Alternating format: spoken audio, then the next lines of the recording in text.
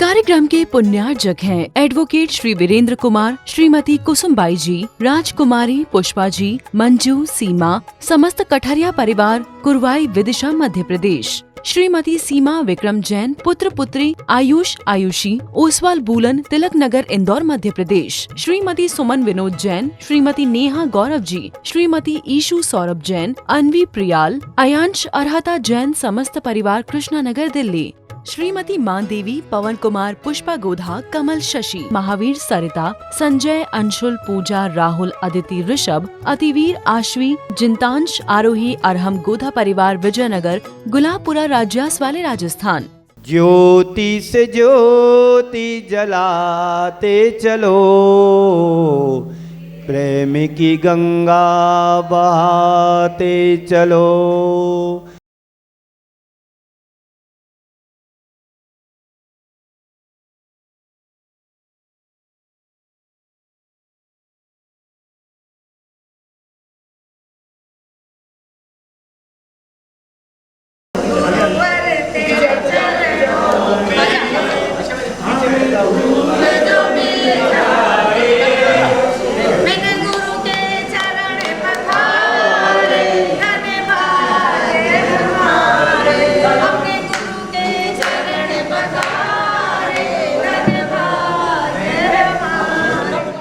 हमारा जीवन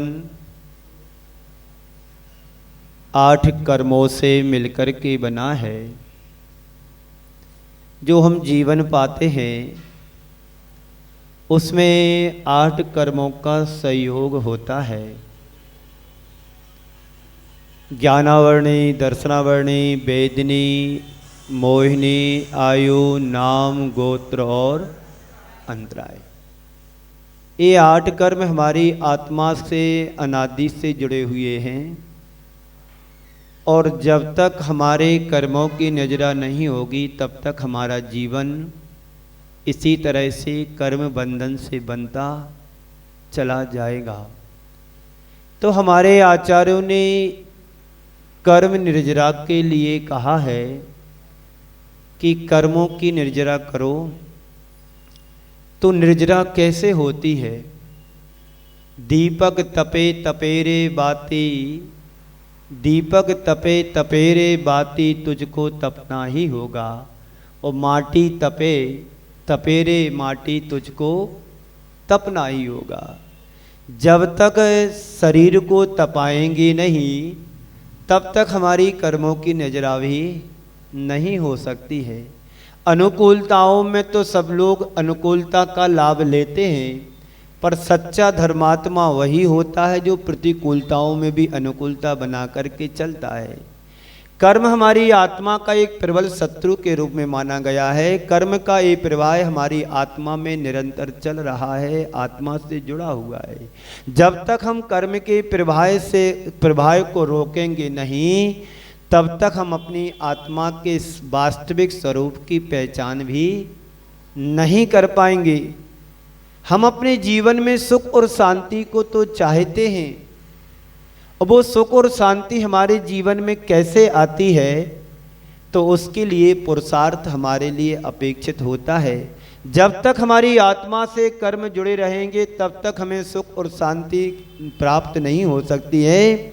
और जब हमारी आत्मा से कर्म रूपी शत्रु विलग होंगे, अलग होंगे, तभी हमारे जीवन में यथार्थ में सुख और शांति, समृद्धि की प्राप्ति होती है। आश्रव और संबर भावना के संदर्भ में बस इतना ही आपको समझना है। जिन दरवाजे से, जिस रास्ते से कर्म आत्मा से जुड़ रहे थे, उस रास्ते को बंद करना है, रोकना है। आप जब घर के दरवाजे बंद करते हैं रात्रि के समय के खोल करके सोते हो? बोलो। रात के समय में दरवाजों को खोल करके सोते हैं कि दरवाजों को बंद करके सोते हैं? जहां तिजोरी रखी होती वहां के दरवाजे खोल देते हो कि बंद करते हो? बोलो अंशुल भाई। इससे बात स्पष्ट है कि हमारे जिस रास्ते से कर्म के शत्रु हमारी आत्मा से जुड़ रहे हैं उस रास्ते को क्लोज करना है, रोकना है। जिस दरवाजे से चोर आने की संभावना रहती हम उसको क्या करते हैं, पैक कर देते हैं, बंद कर देते हैं। अब हमारे घर में चोर नहीं घुस पाएंगे, चोरी नहीं होगी। इसका मतलब ये है कि जिस रास्ते से कर्म आ रहे थे उस रास्ते को हमने रोक दिया। अब हमारी आत्मा में कर्म रूपी शत्रु जुड़ेंगे नहीं, प्रवेश नहीं करेंगे। जिन दरवाजों से संभावना थी कि चोर यहां से चोरी कर सकता है उसको हमने रोक दिया। आने के द्वार को आश्रव कहते हैं, रोकने के द्वार को संवर कहते हैं। दो बातें ध्यान में रखना है। आश्रव कर्मों का आना होता है, वो आश्रव कहलाते हैं, और रोक दिया यानी संवर कर दिया, दरवाजों को बंद कर दिया, पैक कर दिया। कोई शत्रु नहीं आएगा, कोई चोर नहीं आएगा, कोई भी नहीं आएगा, ये संवर कर दिया। अब जो रोक दिया है आ भी नहीं रहा है, अब जो बचे हुए कर्म शत्रु उनको निकालना है, उसको बोलते निर्जरा। आने के द्वार को आश्रव, रोकने के प्रक्रिया को संवर। अब जो शेष रुके हुए हैं, कर्म है रुके हुए, उसको एक एक करके निकालना है, उसको बोलते हैं निर्जरा।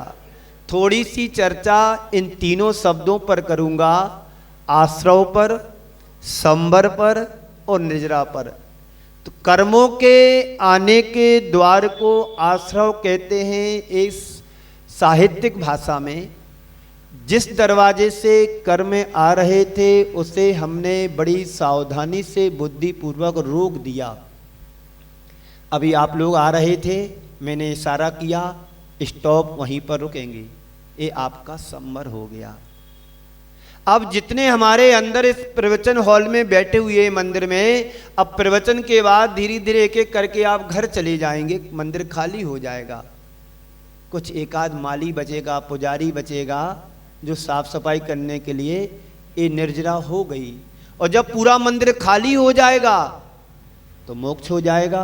जब हमारे कर्म पूरे निर्मूल समूल नष्ट हो जाएंगे तो क्या होगा, मोक्ष हो जाएगा। तो सारी प्रक्रिया हमारे जीवन के साथ सारी जिंदगी यही चलती है, कर्मों का आना, रुकना, समय पाकर के निर्जरा को प्राप्त हो जाना। और मोक्ष तो अभी है नहीं है और होगा भी नहीं, ये पक्का है। पर जो कर्म हमने बांधे हैं, हम सब ने कर्मों का जो संचय किया है, बड़े उत्साह के साथ, उमंग के साथ, प्रसन्नता के साथ, हर्षित होकर के जितने भी कर्मों को बांधा है, वो कर्म कैसे बांधा है, राग के द्वारा कर्म बनता है और वीतरागता के द्वारा कर्मों की निर्जरा होती है। आचार्य कुंद कुंद देव एक गाथा के माध्यम से हमें समझा रहे हैं। रत्तो बंददि कम्मम मुंचत जीवो विराग संपन्नो, ऐसो जिनु उपदेशो तम्मा कम्मे सुमा रज्जय। आचार्य कुंद कुंद देव हम सभी अज्ञानी प्राणियों को संबोधित करते हुए प्रेरणा दे रहे हैं कि राग के द्वारा कर्मों का बंध होता है। किसके द्वारा होता है, राग करो, क्रोध करो, मोह करो, मान करो, माया करो, यानी सारी जिंदगी हमारे द्वारा कर्मों का आश्रय ही होता है। अब ये बात अलग है जब हम भगवान की पूजन करते हैं, विधान करते हैं, पर उसमें जितना तुम्हारा उत्साह होगा उतना शुभ आश्रय होगा। और उसमें भी यदि लग रहा है कहीं मैं फंस तो नहीं गया, कहीं मेरा काम तो नहीं बिगड़ रहा है, अब दुकान पर जाना था, महाराज श्री ने रोक लिया, पूजन में बैठना पड़ेगा, अब बैठ तो गए हैं, आकुलता मन में हो रही है।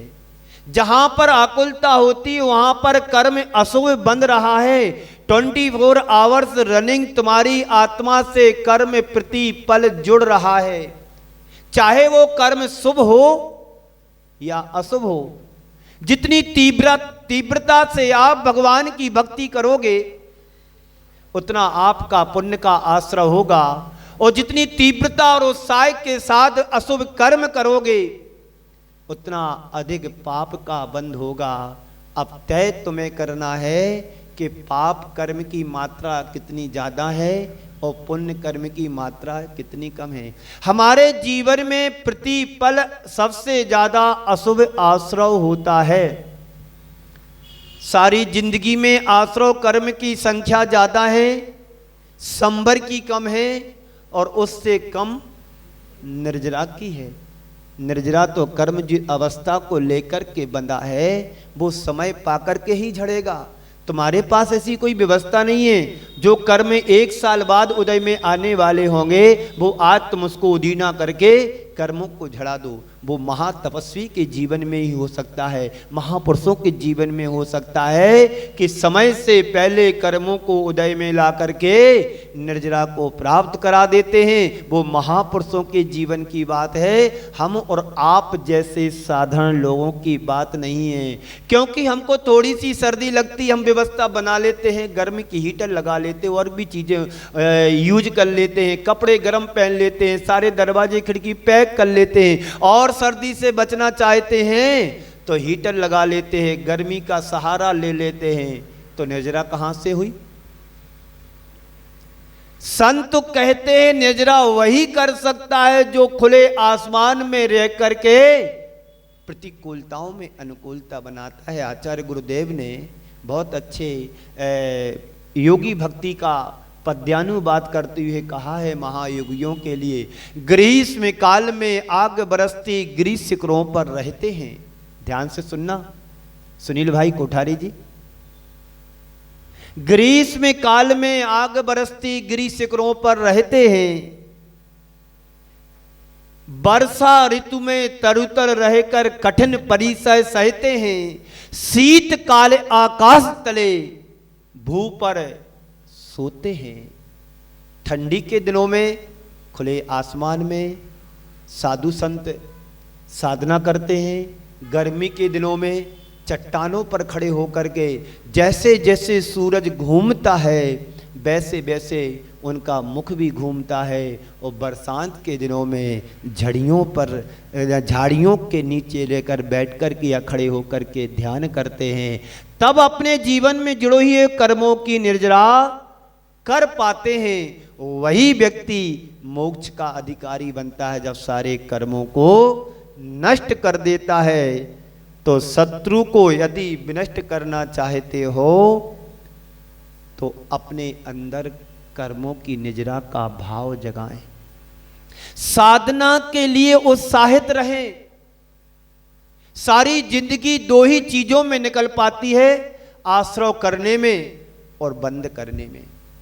संबर के क्षण तो बहुत दुर्लभ हैं, बहुत कम जीवन में आ पाते हैं। जब कभी आप भगवान की भक्ति कर पाते हैं, पूजन कर पाते हैं, अपनी इंद्रियों को कंट्रोल कर पाते हैं, अपने मनोवेग को नियंत्रण कर पाते हैं, वरना आश्रव और बंद तो 24 घंटे चल रहा है। इससे संसार का कोई भी प्राणी बच नहीं सकता है। संबर हमारी आत्मा का सुरक्षा कवच है। तो उससे आगे निर्जरा की बात हमारे जीवन में आती है। जब हमने सरोवर में पानी आ रहा था किसी नाली या नहर के माध्यम से, उसको हमने डांट लगा दी। अब सरोवर में जल भर गया है, अब उसे तुम उलीचोगे, निकालोगे तो निर्जरा होगी, पानी सूखेगा। और वो कहती है निर्जरा भावना, उस कर्म की जड़ को उखाड़ करके फेंक दो। जन्म जन्मांतरों से हमारी आत्मा में जो कर्म जमाए हुए सत्ता को बैठे हुए हैं, उस सत्ता को क्या करना है? उखाड़ना है। आचार्य गुरुदेव को देखो, महातपस्वी, सर्दी के दिनों में हम लोगों के लिए अमरकंटक ले जाते थे, और गर्मी के दिनों में कुंडलपुर की गर्मी हम लोगों को खिलाई। स्वयं तप करते थे और हम लोगों को भी तप कराते थे। और अंत समय में ऐसी कर्मों की उदीर्णा उनके जीवन में हुई, वो कर्मों से विचलित नहीं हुए। ये शरीर तो मिट्टी का है, एक दिन इसे मिटना ही है। हमारे 50-55 वर्ष की साधना को मैं क्यों दूषित करूं? आज नहीं तो कल इस शरीर को विनष्ट होना ही है, तो क्यों नहीं आज से इसकी शुरुआत करे कर्मों की निजरा करने की। विषम से विषम परिस्थितियों में उन्होंने अपने आप को दृढ़ मजबूत बना करके रखा। हर बार उनके जीवन में कोई न कोई प्रॉब्लम आई। 1980 में, उसके बाद 78 में भी, और उसके बाद 85-86 में थोबंजी में, कटनी में, मुक्तागिरी में कई बार उनके जीवन में बुखार आया। वह भी 105, 6, 7 डिग्री तक जाता था। आप थोबंजी की कभी फोटो मिल जाए तुम्हारे लिए ऐसी लकड़ी जैसे सूख गए, लेकिन उन्होंने हिम्मत नहीं आ रही। ये तो किसके लिए बुखार आ रहा है? ये तन के लिए है। तन है, मन हमारा दूषित नहीं होना चाहिए। ये गुरुदेव की उच्च सोच थी, उच्च एक दृढ़ शक्ति के धनी थे, उच्च मनोबल के धनी थे, और उन्होंने कर्मों की निजरा करके अपने जीवन को अंत समय में धन्य कर लिया। आचार्य कहते हैं जो हमारी आत्मा में जन्म जन्मांतरों से कर्म जुड़े हुए, सत्ता जुड़ी हुई है, उसे हमें अलग करना है। जिनसे आज तुम दुखी हो रहे हो, कल मैं एक घर में गया था, अम्मा के लिए संबोधा कि मंदिर जाया करे, चलते नहीं बनता है, चला नहीं जाता है। उनके परिजनों से मैंने कहा चला नहीं जाता है तो आपसे चलते बनता है, तो कम से कम आप तो उन्हें देव दर्शन कराओ। इतनी बड़ी उम्र में 90, 80, 85 साल की उम्र में हम मंदिर नहीं जा पा रहे हैं, तो हमारा अशुभ कर्म का तीव्र उदय चल रहा है। देव शास्त्र गुरु की सन्निधि बड़े दुर्लभता से प्राप्त होती है, और देव शास्त्र गुरु की सानिध्य पा करके और हम उनका सानिध्य ना पा पाए तो इससे बड़ा अभागा और कौन होगा। देव शास्त्र गुरु बड़ी दुर्लभता से मिलते हैं। त्रियंचों में ज्ञान नहीं होता है, नरकों में व्यवस्था नहीं है, और देवों में व्यवस्था है तो 24 घंटे भोगों में रत रहते हैं। सम्यक दृष्टि जीव ही दर्शन करने का सौभाग्य पाता है, और मनुष्य पर्याय एक ऐसी पर्याय है जिसमें देव शास्त्र गुरु का हम बुद्धिपूर्वक सानिध्य प्राप्त कर सकते हैं। हम लोगों का बड़ा सौभाग्य है कि इस पंचम काल में आचार्य शांति सागर जी महाराज 19वीं सदी के थे। उन्होंने मुनि परंपरा को आगे बढ़ाया। विषम से विषम परिस्थितियों में उन्होंने इस मार्ग को आगे बढ़ाया और कर्मों की निजरा की, और उसी मार्ग को आगे बढ़ाने का 20वीं सदी का सौभाग्य प्राप्त जाता है तो आचार्य गुरुवर श्री विद्यासागर जी के लिए जाता है। हम लोग बड़े सौभाग्यशाली हैं। हमने शांति सागर महाराज को नहीं देखा, वीर सागर शिष्य सागर महाराज को नहीं देखा, मैंने तो ज्ञान सागर महाराज को भी नहीं देखा। आप सबने तो ज्ञान सागर महाराज जी को देखा होगा। हमारे महावीर प्रसाद जी, महावीर प्रसाद जी जो गोधा जी जो बैठे हैं, इन्होंने ज्ञान सागर महाराज की सेवा की, आचार्य श्री की सेवा की, और ऐसे बहुत से लोग हैं जिन्होंने ज्ञान सागर महाराज के दर्शन किए होंगे, आहार दान भी दिया होगा। हम सबका परम सौभाग्य है कि ऐसे महान महान संतों का सानिध्य मिला, और उन्हीं की परंपरा शिष्य मंडली का भी सौभाग्य आप सभी को मिल रहा है दर्शन करने का, और उनकी सेवा करने का, उनका आशीर्वाद लेने का। ये सब कर्मों की निर्जरा के साधन हैं। इस कार्यक्रम के पुण्यार्जक थे एडवोकेट श्री वीरेंद्र कुमार, श्रीमती कुसुमबाई जी, राजकुमारी पुष्पा जी, मंजू, सीमा, समस्त कठरिया परिवार, कुरवाई विदिशा मध्य प्रदेश। श्रीमती सीमा विक्रम जैन, पुत्र पुत्री आयुष आयुषी, ओसवाल बूलन, तिलक नगर, इंदौर मध्य प्रदेश। श्रीमती सुमन विनोद जैन, श्रीमती नेहा गौरव जी, श्रीमती ईशु सौरभ जैन, अनवी प्रियाल, अयांश अर्हता जैन, समस्त परिवार, कृष्णा नगर, दिल्ली। श्रीमती मान देवी, पवन कुमार, पुष्पा गोधा, कमल शशि, महावीर सरिता, संजय, अंशुल, पूजा, राहुल, अदिति, ऋषभ, अतिवीर, आश्वी, जिंतांश, आरोही, अरहम गोधा परिवार, विजयनगर, गुलाबपुरा, राज्यास वाले, राजस्थान।